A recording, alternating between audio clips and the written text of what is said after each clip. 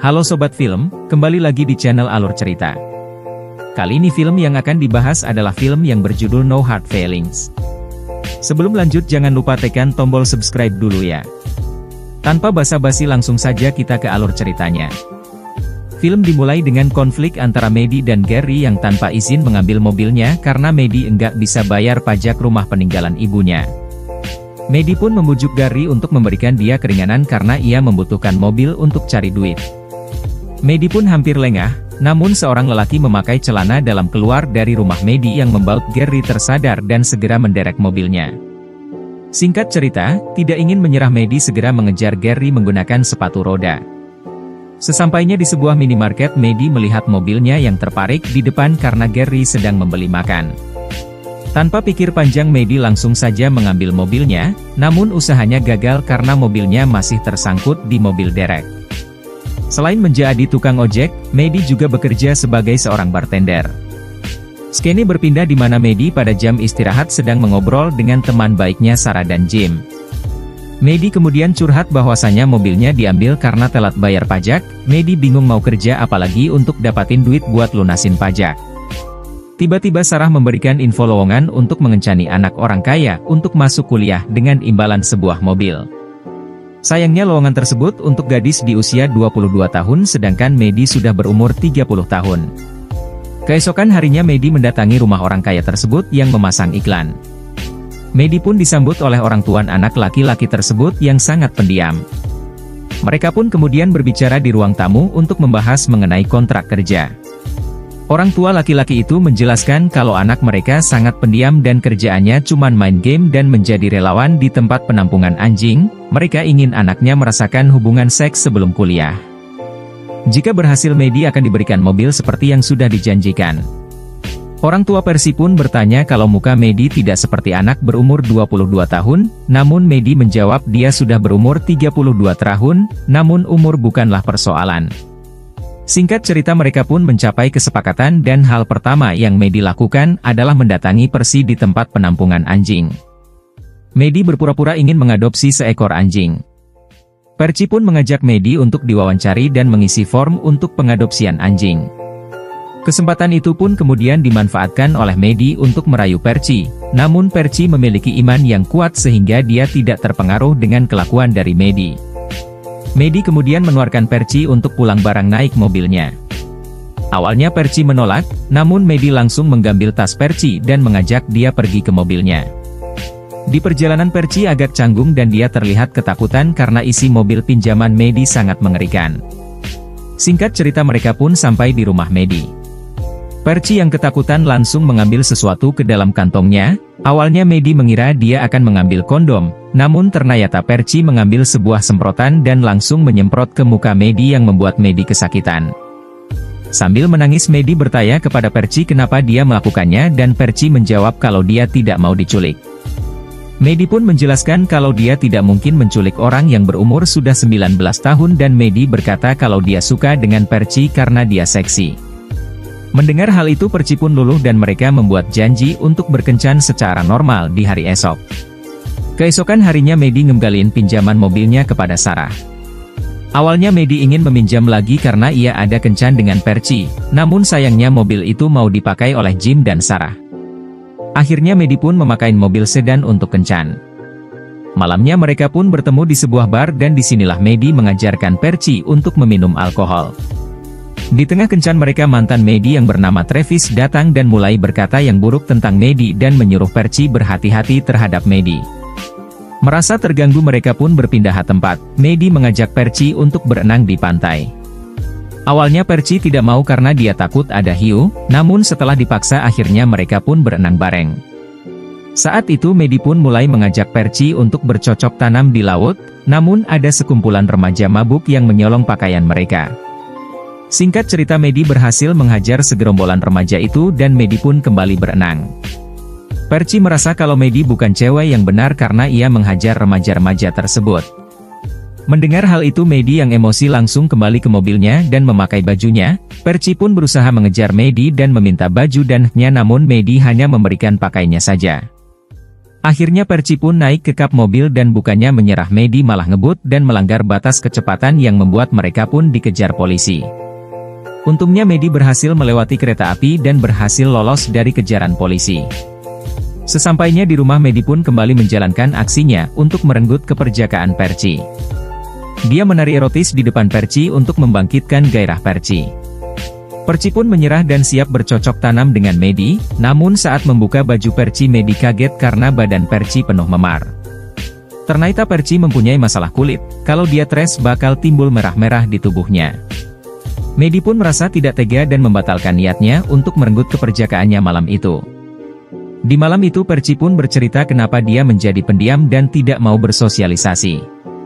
Rupanya Perci korban bully, dia tuduh melakukan hubungan incest bareng orang tuanya karena dia suka tidur di kamar orang tuanya dan kemudian Perci berjanji akan menebus semuanya besok.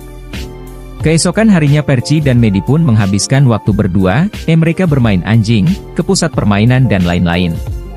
Saat duduk berdua Perci membahas tentang prom night, namun Medi berkata kalau dia belum pernah ke prom night. Medi yang tidak percaya bertanya kepada Medi kenapa, Medi pun menjawab karena ayahnya yang tidak mengakui dia sebagai anak di malam prom night.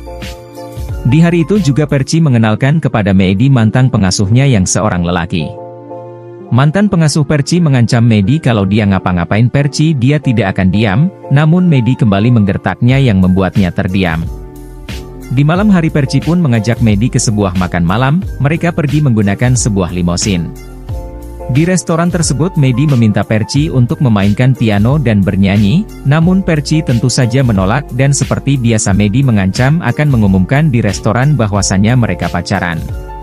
Perci pun akhirnya terpaksa mengikuti kemauan Medi. Setelah selesai memainkan piano, ada seorang wanita muda yang menghampiri Perci yang ternyata teman sekolah Perci yang bernama Natalie. Natalie mengajak Perci ke pesta perkumpulan mahasiswa yang kebetulan mereka akan satu kampus bareng. Medi pun melarang Perci namun Perci tetap saja pergi ke pesta itu. Medi yang kecewa hanya nunggu di mobil. Singkat cerita karena menunggu terlalu lama akhirnya Medi pun menyusul. Medi bertanya kepada orang-orang di mana Perci namun kebanyakan hanya menyuekin Medi. Akhirnya ada yang memberitahu kalau Perci ada di atas barang Natalie.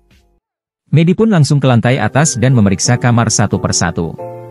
Sampai di kamar terakhir ternyata pintunya dikunci. Tanpa pikir panjang Medi pun langsung mendobrak pintu dan menyuruh Medi muntahin obat yang dia minum yang membuat pestanya kacau karena Medi. Orang tua siswa pun langsung melabrak Medi dan menyuruhnya keluar. Perci yang membela Medi pun tanpa sengaja menonjok leher Medi. Singkat cerita mereka pun akhirnya pulang dan di mobil Perci bilang kalau dia siap ngasih keperjakaannya kepada Medi. Perci juga berkata kalau dia cinta sama Medi. Mendengar hal itu Medi pun langsung menolak karena ia merasa Perci sedang mabuk dan dia tidak mau merenggut keperjakaan orang mabuk. Keesokan harinya Perci bercerita kepada orang tuanya kalau dia sudah punya pacar. Dia juga berkata kalau dia tidak mau kuliah karena Medi tidak mau LDRan. Mendengar perkataan Perci orang tuanya pun panik karena sudah di luar rencana mereka. Perci pun disuruh ke mobil duluan sementara orang tuanya berdiskusi harus bagaimana. Orang tua Perci pun langsung menelepon Medi dan mengubah rencananya, mereka akan langsung memberikan mobil tanpa merenggut keperjakaan Medi. Tanpa sengaja Perci mendengar pembicaraan mereka di mobil yang terkoneksi dengan HP orang tuanya. Perci pun merasa dibohongi dan keesokan harinya Perci merancang pertemuan antara orang tuanya dan Medi untuk menjebak orang tuanya. Mereka pun makan siang bareng, saat itu Perci pura-pura menerima telepon dan meninggalkan mereka di sana. Ternyata Medi berusaha merusak mobil yang akan diberikan Medi bersama temannya. Mobil itu ditabrakkan di sebuah pohon dan atapnya tertimpa sebuah dahan yang patah. Saat kembali ke rumah Perci langsung masuk ke kamar, Medi pun segera menyusul dan bertanya ada apa sebenarnya. Perci mengatakan kalau dia sudah tahu semua sandiwaranya selama ini. Akhirnya mereka pun bercocok tanam walaupun Perci gagal memasukkannya karena duluan keluar di paha Medi. Singkat cerita Medi pun kembali mengojek lagi dengan mobil yang rusak dan akhirnya berhasil melunasi pajak rumahnya. Dia juga punya cukup uang untuk membenari mobilnya. Saat Medi mengadakan syukuran bersama Sarah dan Jim, dia malah mendapatkan info yang kurang mengenakan dari mereka. Mereka berencana pindah keluar kota karena tidak sanggup beli rumah di sini. Medi pun kecewa karena mereka mau pergi setelah pajaknya lunas. Singkat cerita, Medi pun akhirnya menjual rumahnya lewat agen yang juga merupakan teman sekolahnya dengan syarat hanya boleh dibeli dengan Sarah dan Jim dengan harga yang murah. Sebelum pergi, Medi mencoba menghubungi Percy berkali-kali namun tidak pernah direspon.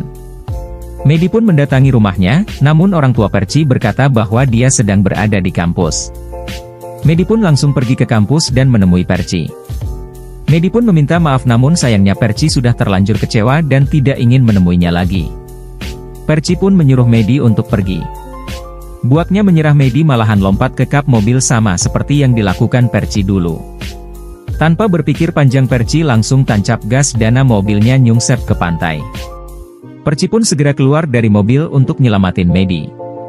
Mereka pun akhirnya berbaikan dan Percy mengatakan bahwasan dia sudah tidak perjaka meskipun belum sempat memasukkan anunya ke anu Medi. Singkat cerita, Medi pamit ke orang tuanya sebelum ke kampus. Ia meminta orang tuanya untuk berhenti menghawatirin dia. Ia mau sukses atau gagal tidak masalah asal bisa mandiri. Di depan, Medi pun sudah menunggu untuk ngantarin Percy ke kampus. Medi pun memprank Percy kalau dia sudah punya pacar. Namun ternyata pacarnya adalah anjing yang waktu itu ditawari Percy dan Medi, dan Percy pun pergi dan film pun berakhir.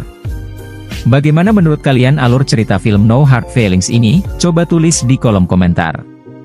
Like jika kalian suka alur cerita seperti ini dan jangan lupa subscribe ya. Sampai jumpa di video berikutnya.